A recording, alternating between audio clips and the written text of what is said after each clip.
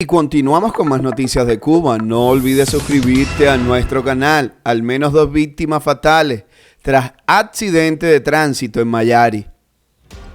Un trágico accidente de tránsito registrado ayer en Mayari dejó un saldo de al menos 2 víctimas fatales y 6 lesionados. En reportes en las redes sociales se conoció que el siniestro ocurrió en horas de la tarde de este sábado entre los barrios de Arroyo Blanco y El Solivano. En tal sentido, las víctimas fatales fueron 2 hombres, Yendri Saldaña, de 40 años de edad, mientras que el otro fallecido aún está sin identificar, según información de la doctora Adiane Lao Torres, directora del Hospital Mártires de Mayari. Al momento no ha trascendido más información sobre cómo ocurrió este trágico accidente de tránsito, pero según los testigos, el vehículo accidentado es marca Chevrolet. Noticias de Cuba. No olvides suscribirte a nuestro canal. Realmente he hecho un acopio de paciencia para dirigirme a ustedes y hacerles partícipe de algo grave, de un fraude grave que ocurrió en mi nombre y por carácter transitivo en el nombre de mi hermana Omar Isabel Ruiz Urquiola, por parte de fundamentalmente de un supuesto intelectual cubano, ex amigo nuestro, defensor de los derechos humanos, literato reconocido internacionalmente, de nombre Orlando Luis Pardo Lazo, y las personas que él involucró en su fraude y en su estafa, donde abusó vilmente de mi persona, estando yo preso en el 2018. Les digo que voy a hacer un acopio absolutamente de paciencia, porque realmente la manera en que yo me he enterado de este oprobio, la forma en la que este señor ha tenido una actitud realmente sin reparar en ningún tipo de cánones morales, de cánones humanos, incluyendo las personas que ha involucrado, y como a mí no me gusta de ninguna manera,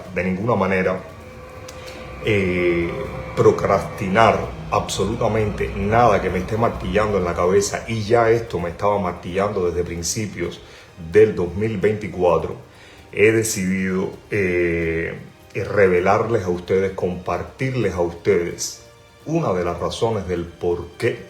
la dictadura militar de la familia Castro lleva 65 años en el poder y por qué nunca ninguno de sus miembros, fundamentalmente de esa familia, me refiero a Fidel Hipólito Castro Ruz y a su hermano, el otro dictador, Raúl Modesto Castro Ruz, que todavía vive, nunca han sido llevados a ninguna corte federal en ningún país democrático del mundo, a pesar de sus disímiles crímenes en contra de la sociedad civil cubana. Y básicamente la respuesta está justamente en que esos líderes de la oposición cubana, a los cuales ni tú ni yo hemos nombrado, y muchos de los cuales se han dedicado a tejer una obra por ellos mismos, por oralidad, por sus bufones, básicamente han sido los responsables, básicamente desde fuera de Cuba, en el exilio, de ser la pala, ya fuera activa o de manera pasiva, de la dictadura de la familia de los Castros. Yo, como de costumbre, les voy a hablar sin pelos en la lengua, tan feo como tan franco como yo soy, y como les dije, no acostumbro a procrastinar absolutamente nada de lo que me martilla en la cabeza. No acostumbro a pasar la mano a nadie, esté involucrado o con lazos afectivos o no con mi persona, y mucho menos cuando se abusa de manera directa de mi persona. Tampoco soy una persona que usa argumentos en momentos álgidos para poder poner en crisis a alguien que se postula o a alguien que tiene mayores pretensiones sobre Cuba. Sí les puedo decir que pobre de nosotros y pobre de Cuba, porque muchos de estos opositores están hechos a la semejanza y de la misma arcilla de la familia de los dictadores, asesinos y criminales Castro. Pues voy sin mayor dilación a los hechos. En el 2018, cuando yo me encontraba preso, como ustedes saben, por decir guardia rural, y después de hacer una huelga de hambre y de sed de 16 días que me costó la vida y en la cual del 9º al 10º día la dictadura militar me inoculó una, vamos a decir al momento, yo no sabía que las pretensiones eran mayores como las de Ceausescu y Elena con los niños huérfanos de Rumanía, que me inyectó en vena, en el brazo derecho, justamente en horas de la tarde,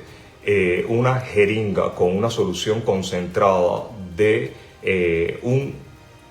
monosacárido, justamente pensando yo en que iba a provocar un shock metabólico, un simulacro de muerte metabólica para que yo abandonara la huelga de hambre y de sed por la connotación que estaba tomando dentro de el archipiélago cárcel y entre la comunidad internacional, sobre todo científica, porque en aquel momento, cuando ellos me llevan preso, en 3 días yo tenía mi pasaje comprado para ir a cursar mi postdoctoral en la Universidad Humboldt y el Museo de Historia Natural de Berlín. En el preámbulo de todo aquello, donde yo pierdo aproximadamente 17 kilogramos luchando por mi propia vida, con mi dignidad, con mi honra, absolutamente en simulacro absolutamente de nada, simplemente yendo frontalmente porque no consigo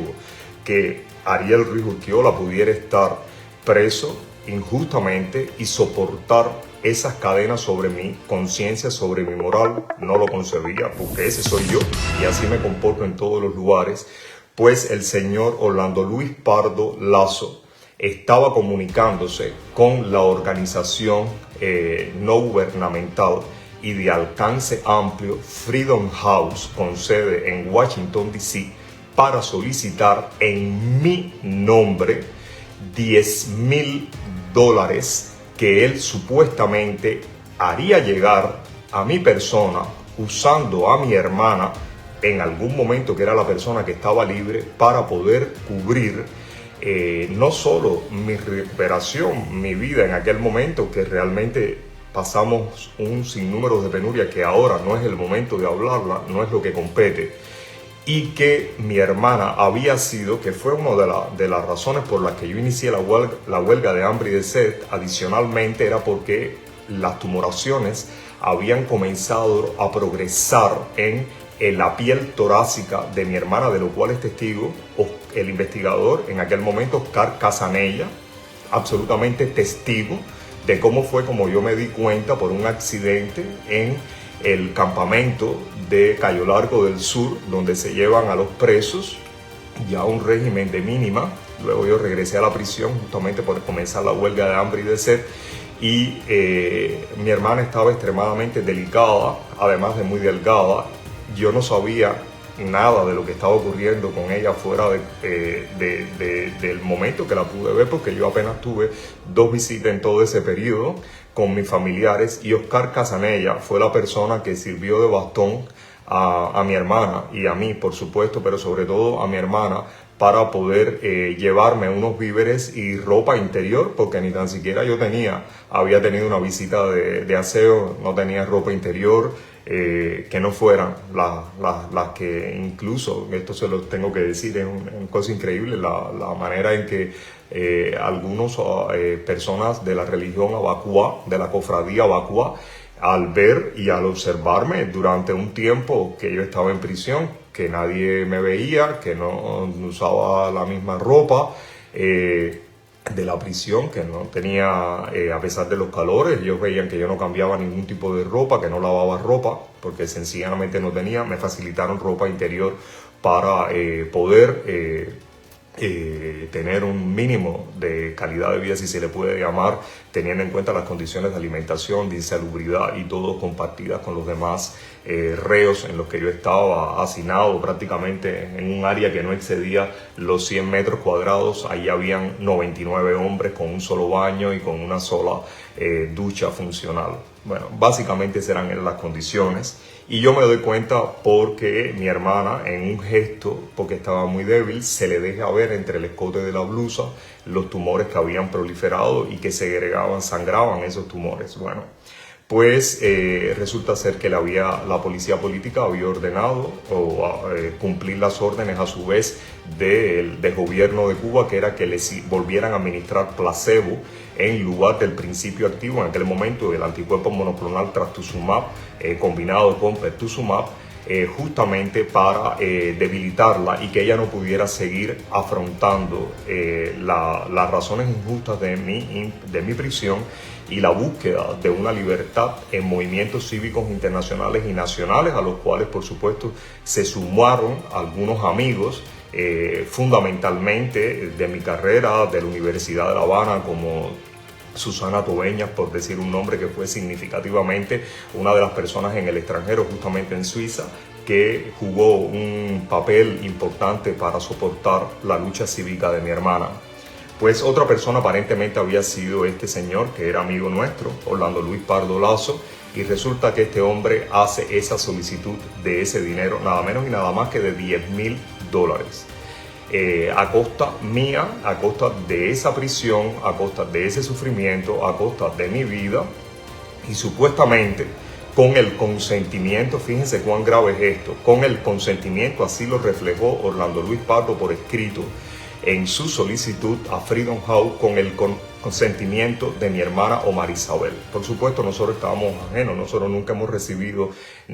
tamaña magnitud de dinero, no, ni mínima magnitud de dinero básicamente. Han sido personas y muy pocas organizaciones, una en particular, que con ayudas mínimas, no excediendo, ¿qué te puedo decir?, 20 o 100 dólares o algo así, con el objetivo de cubrir de alguna manera la transportación de mi hermana en su lucha por tratarme de ver cuando estaba dentro de la huelga de hambre y de sed, por tratarme de llevar algún tipo de alimento previamente cuando estaba en la prisión, que sí son organizaciones que defienden los derechos humanos de los cubanos, a pesar de que algunos de sus miembros también son personas fraudulentas, corruptas, que lo que usan es la causa cubana, el dolor de los cubanos para lucrar. Por eso les digo, y es importante esta directa para mí, para dejarles saber no solo el malestar que yo tengo, sino para dejarles saber que lo que tenemos es justamente por los malos representantes, por las personas que han sabido usar astutamente el dolor del pueblo cubano para lucrar en el extranjero, sobre todo en los Estados Unidos y en España, y que si va a haber una libertad o una liberación del pueblo de Cuba, depende de todos nosotros, de los cubanos de a pie, y no de ninguno de esos fantoches que en nombre de nuestro sufrimiento y de nuestras familias son personas que lucran en sus vidas. Orlando Luis Pardo Lazo hace la solicitud de este dinero a Freedom House. Yo quiero hacerle un breve recuento de lo que es Freedom House para que ustedes tengan una idea. Freedom House es una organización que nace en 1941, básicamente, si mal no recuerdo, por la esposa del expresidente norteamericano Roosevelt, y justamente es lo que justifica de alguna manera que entre en la Segunda Guerra Mundial los Estados Unidos a jugar un papel importante, porque de lo contrario el fascismo italiano, el nazismo alemán y el franquismo español se iba a adueñar básicamente de Europa y la iba a asumir paulatinamente. Ellos se hubieran autofagocitado unos a los otros y se hubiera quedado básicamente la Europa hablando alemán, por decirlo de una manera más simple. Pues bien, esta organización no gubernamental, como les dije, su sede en Washington, D.C. y es una organización que desde 1972 fundamentalmente mide el estado de los derechos políticos y libertades civiles en todos los países del mundo, a través de una publicación anualmente que tienen, se titula Libertades en el Mundo, y es una de las organizaciones que tiene entre su haber varios tipos de programas,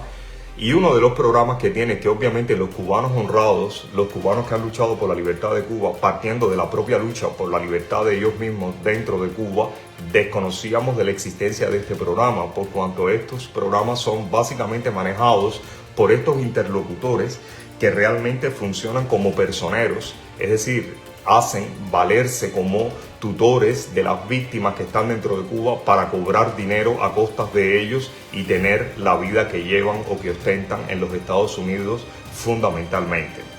Ellos tienen un programa que es un fondo de asistencia de emergencia a activistas de primera línea, es decir, activistas que están confrontando las faltas de libertades y de derechos de un pueblo directamente con él, la autocracia que los reprime,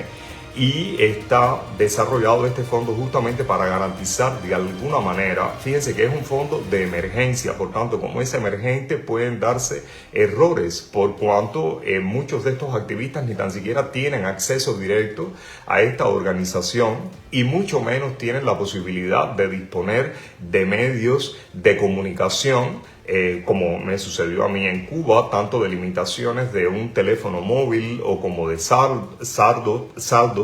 para poderse comunicar, o de libertad incluso para poderse mover y adquirir medicamentos. Entonces este fondo de alguna manera tiene la intención de propiciar la seguridad, cómo mejorar la salud, la capacidad física y del hogar, a oficinas de trabajo o de transporte seguro. De manera que le estoy diciendo que aquí hay organizaciones que yo no voy a nombrar porque no están directamente relacionadas con mi caso, que han sido beneficiarias de este fondo y que jamás tuvieron la delicadeza de, sabiendo las circunstancias en las que yo me encontraba y en las que se encontraba mi hermana, en primera línea luchando por los derechos cívicos nuestros y de pacientes oncológicas y de defensores del medio ambiente, jamás fueron capaces de decirnos pues existe un fondo para poderlos ayudar. Pues no, nuestra lucha la hicimos, y a toda honra, con nuestro propio esfuerzo, con nuestra propia honradez, con nuestra propia dignidad, sin ser personeros absolutamente de nadie. También este fondo de emergencia cubre la reubicación temporal incluso para familias o dependientes afectados por la amenaza. Les estoy hablando de en qué consiste el fondo para que vayan comprendiendo el trasfondo de cómo este señor Orlando Luis Pardo Lazo es capaz de usar toda la situación de vulnerabilidad en la que yo me encontraba y en la que se encontraba mi hermana para inmediatamente poder acceder a este fondo, porque era muy fácil de justificar. Había muchas maneras de dar fe de que lo que estaba ocurriendo con nosotros era una realidad, porque era muy público, estaba prácticamente en casi todos los medios. Y el desglose de las funciones de este fondo es lo que les permite a ustedes evaluar, tener las evidencias justamente de por qué era tan fácil acceder y por qué fue que se propicia un fraude de esa magnitud. Pues bien, también está este fondo, repito, de Freedom House, cubre gastos médicos, incluido el apoyo psicosocial, representación legal y seguimientos de juicios y visitas a prisioneros, así como la asistencia humanitaria y apoyo a dependientes, es decir, las personas que están afectadas, con el reemplazo de equipos en casos de confiscación o de daños. Esto lo pueden encontrar en el sitio web de esta organización prestigiosa en el mundo, que, como les dije, surgió en 1941 y que luego se dedica básicamente a propiciar el respeto a los derechos y las libertades de los activistas defensores de derechos humanos en las líneas prácticamente de combate cívico. Me refiero a un combate cívico, no un combate armado, sino las únicas armas que tienen estas personas son sus almas, es decir, su fe en que las cosas pueden cambiar por vía pacifista. Y entonces, teniendo en cuenta todas estas características, este señor hace esa solicitud de ese fondo de $10,000 y lo cobra. yo estando bajo licencia extrapenal en ese año que tuve que cumplir y ganándome una calidad de libertad condicional que nunca existió, ni tan siquiera ustedes saben que yo tengo la sentencia original por la que fui juzgado. No existe esa sentencia, a pesar de que fue solicitado y pagado contractualmente a un bufete de abogados para solicitarle, y que es un derecho de las víctimas o de las personas que son juzgadas. Tampoco eso lo tenemos. Pues bien, en medio de todo eso